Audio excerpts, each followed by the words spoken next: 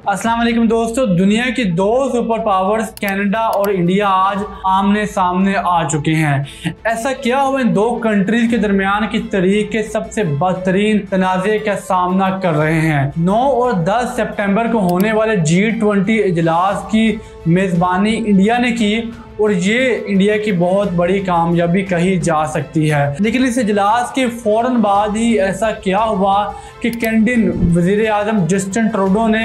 Canada में खड़े होकर एक ऐसी स्पीच कर दी जिसने पूरी दुनिया में तूफान बर्पा कर दिया। कनाडा के वज़ीर आज़म जस्टिन ट्रूडो ने हाउस ऑफ कॉमन्स में खड़े होकर डायरेक्टली इंडिया पे इल्ज़ामात लगाए कि इंडिया कनाडा में होने वाली दहशतगर्दी की कार्रवाइयों में मुलव्वस है। दोस्तों, इस ओपन स्पीच के बाद डिप्लोमेटिक वर्ल्ड में एक तूफान आ गया और इसके साथ ही कनाडा ने इंडिया के टॉप डिप्लोमेट पुणे कुमार राय को कनाडा से निकाल दिया और इसके जवाब में इंडिया ने भी कनाडा के टॉप डिप्लोमेट्स को इंडिया से बेदखल कर दिया और इसके साथ एक बहुत बड़ा तनाज़ा शुरू हो चुका है। एक ऐसे वक्त में जब इंडिया, कनाडा और बरतानिया दुनिया की सबसे बड़ी फ्री ट्रेड एग्रीमेंट करने जा रहे थे और एक ऐसा वक्त भी था जब इंडिया के एटमी धमाकों के लिए फ्यूल भी कनाडा ने भेजा था। एक ऐसे दोस्त जो कि लंबे अरसे से बहुत अच्छे सफारती तल्लुकात को निभा रहे थे, लेकिन ऐसा क्या हुआ कि कल के दोस्त आज दुश्मन बन चुके हैं और इस कन्फ्लिक्ट में ज्यादा कसूर किस कंट्री का है, आइए जानते हैं इस वीडियो में।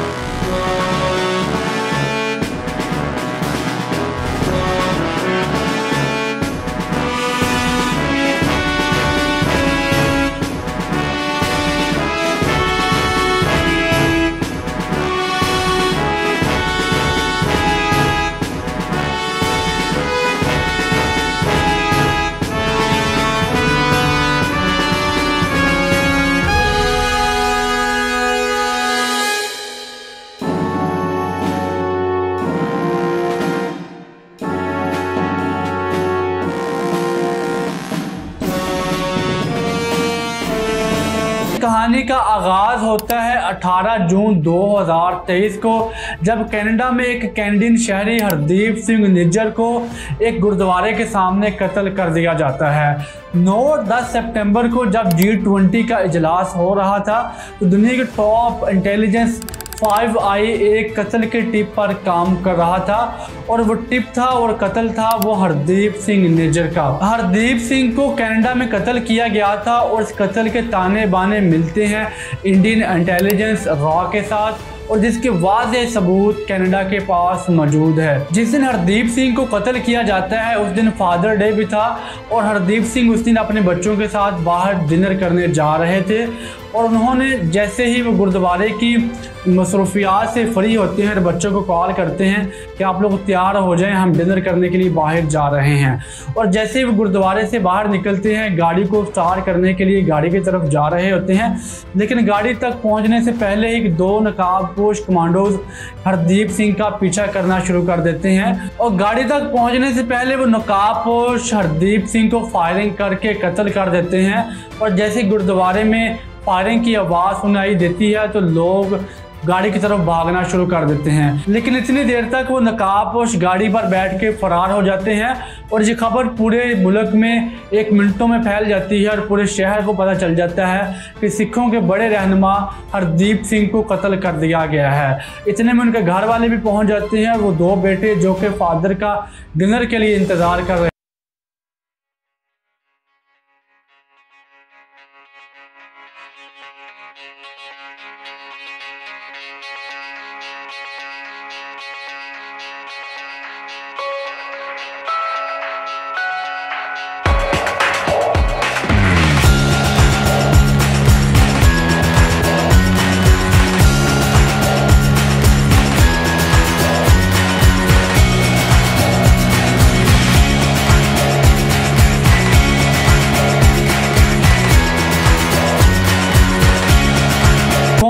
और इस कत्ल की वजह से कनाडा ने इतना बड़ा रिएक्शन क्यों दिया। हरदीप सिंह वही सिख रहनुमा थे जिन पर भारत दहशतगर्दी के इल्ज़ामात लगा चुका है और ये भारत की सिक्योरिटी एजेंसी को मतलूब भी थे।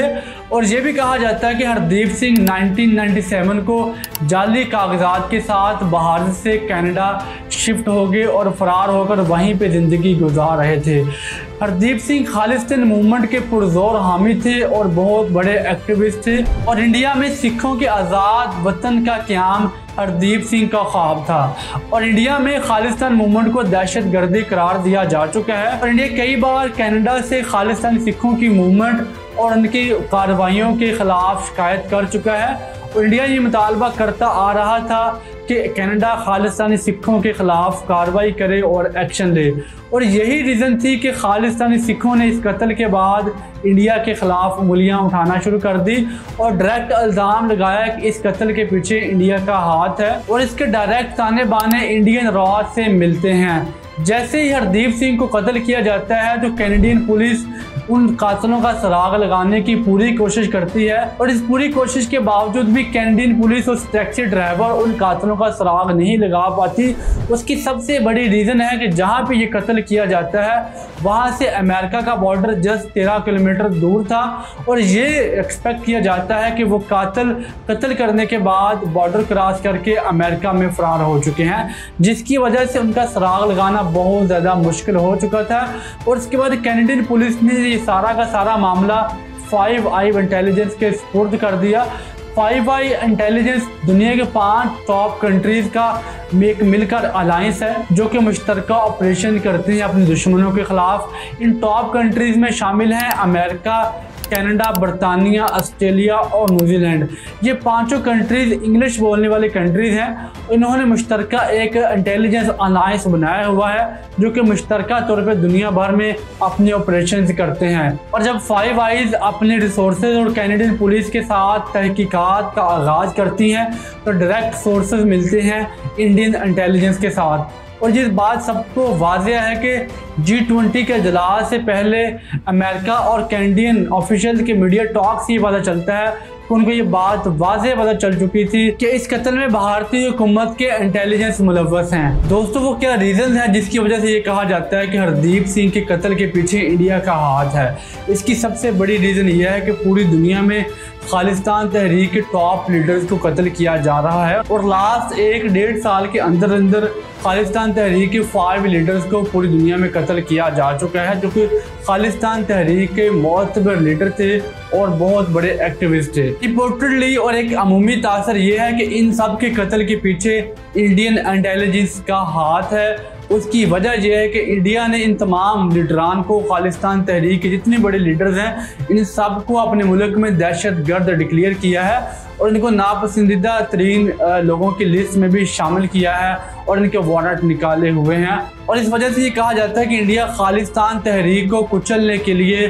खालिस्तान तहरीक के टॉप लीडर्स को कत्ल कर रहा है। अगर टॉप लीडर्स की बात की जाए जिनको पूरी दुनिया में कत्ल किया जा चुका है, इनमें पहले नंबर पे नाम आता है पंजवार सिंह का, दूसरे नंबर पे नाम आता है हरमीत सिंह, तीसरे नंबर पे नाम आता है खांडा सिंह का, चौथे नंबर पे नाम आता है रिपो दमन का और नंबर 5 पे आते हैं निज्जर सिंह, जिसकी वजह से इंडिया और कनाडा आमने सामने आ चुके हैं। इन टॉप लीडर्स को दुनिया के मुख्तलिफ कोनों में कत्ल किया जा चुका है और हरदीप सिंह ने अपने कत्ल से 3 दिन पहले एक कॉल पे कहा कि मुझे इंडियन जो सरकार है वो कत्ल करने का प्रोग्राम बना चुकी है। जो लिस्ट निकाली गई है रॉ की जन्म से, उस लिस्ट में मेरा नाम भी शामिल है और वो रिकॉर्डिंग आज भी इंटरनेट पर मौजूद है जिसमें हरदीप सिंह ये कहते हैं मुझे किसी भी वक्त इंडियन सरकार कत्ल कर सकती है। दोस्तों, जब 9 और 10 सितंबर को G20 का इजलास हो रहा था तो इस इजलास के ओपन एजेंडे के अलावा एक खुफिया एजेंडा भी था और वो ये एजेंडा था कि मोदी सरकार हरदीप सिंह के कातिलों तक पहुंचने के लिए तावन करे। जिसने भी ये कत्ल किया है या कत्ल की प्लानिंग की है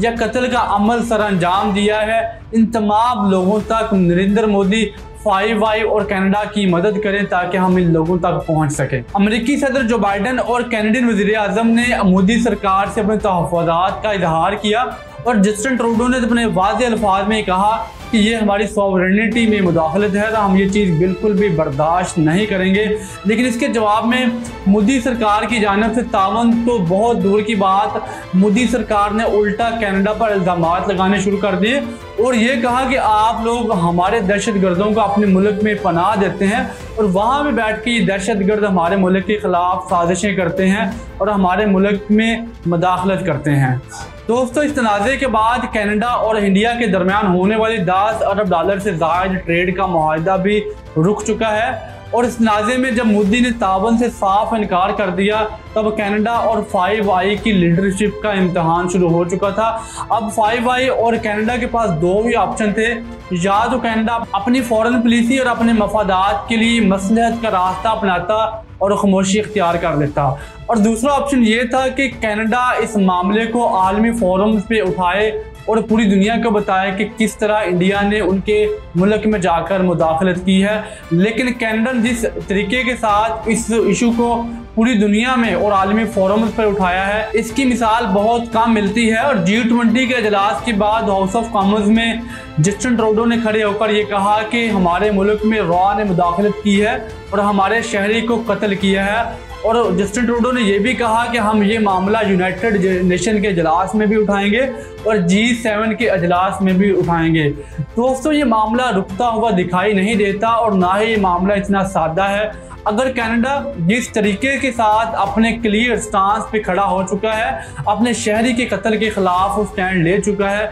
ये बात बहुत मुश्किल नजर आती है कि कनाडा इस स्टैंड से पीछे हटेगा। अब यहाँ पे अमेरिका और बरतानिया भी कनाडा के साथ खड़े हुए नजर आते हैं और अमेरिकी सदर जो बाइडन ने मोहताज अल्फाज इस्तेमाल करते हुए कनाडा की हमायत का ऐलान किया है। इसकी सबसे बड़ी रीज़न ये है कि जो कनाडा और अमेरिका के रिलेशन हैं, इसके 3 डायनामिक्स हैं। एक तो कनाडा और अमेरिका हमसाए हैं, दूसरा कनाडा और अमेरिका एक दूसरे के बहुत बड़े एलाइज हैं और एक दूसरे के बहुत बड़े इत्तेहादी हैं। और जब अमेरिका कनाडा के साथ खड़ा है तो इसमें अल्टीमेटली बात वाज़ेह है कि न्यूजीलैंड, ऑस्ट्रेलिया और बरतानिया को भी 5 आई के इत्तेहादी होने की वजह से कनाडा के साथ खड़ा होना पड़ेगा। अब इस मामले में देखते हैं कि आगे किस तरह इंडिया अपने आप को क्लियर करता है। अभी तक जो इंडिया का जो नैरेटिव है बहुत ज़्यादा सख्त है। जैसे कनाडा ने अपने मुल्क से इंडियन डिप्लोमेट को निकाला, उसके जवाब में इंडिया ने भी कनाडा के टॉप ऑफिशियल को अपने मुल्क से निकाल दिया, तो ये बहुत एक बड़ी एक जंग का आगाज़ हो सकता है। लेकिन यहाँ पे हम देखते हैं कि इस तनाज़े की वजह से फ़ायदा किसको होगा। कनाडा और भारत की इकॉनमी तो मुतासर हो सकती है, लेकिन दोनों तरफ जो हुक्मरान हैं, वज़ीर आज़म जस्टिन ट्रूडो और प्रधानमंत्री नरेंद्र मोदी, दोनों लोगों को इन कन्फ्लिक्ट की वजह से बहुत बड़ा फ़ायदा होने वाला है। अगर मोदी इस मामले में वाज़ेह स्टांस लेते हैं और अपने मौक़िफ़ में कोई लचक नहीं अपनाते, तो आने वाले इलेक्शन में मोदी को बहुत बड़ा एक एज मिलने का इम्कान है, जहाँ पे वो लोगों को ये बता सकते हैं कि उन्होंने 10 साल के अंदर इंडिया को इतना ज़्यादा तरक्की याफ्ता बनाया है, इतना ज़्यादा पावरफुल बनाया है कि अब इंडिया दुनिया की सुपर पावर्स की आंखों में आंखें डाल सकता है। और दूसरी तरफ जस्टिन ट्रूडो को भी अपनी हुकूमत बचाने के लिए सिखों की हमायत दरकार है। इस वजह से दोनों साइडों पे जितना ज़्यादा सख्त मौक़िफ़ होगा, दोनों साइडों के वज़ीर आज़म को उतना ही ज़्यादा फ़ायदा होने वाला है।